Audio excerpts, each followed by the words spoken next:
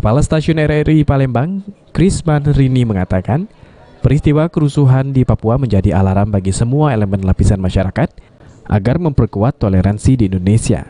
Ia juga mengatakan sejak pertama kali berdiri mengusung visi dan misi mempersatukan beragam suku, agama, serta bahasa di Indonesia.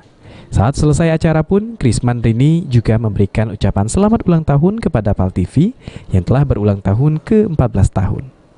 Berselisih 2 hari dengan hari jadi RRI, dirinya berharap agar PAL TV terus menjadi media yang sukses dan maju.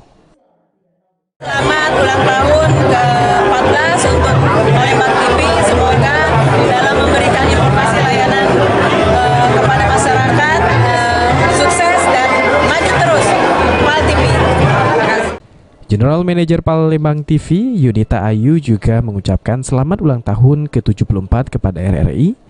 Diharapkan selalu menjadi radio pemersatu bangsa dan selalu mengudara menyebarkan informasi yang aktual ke masyarakat.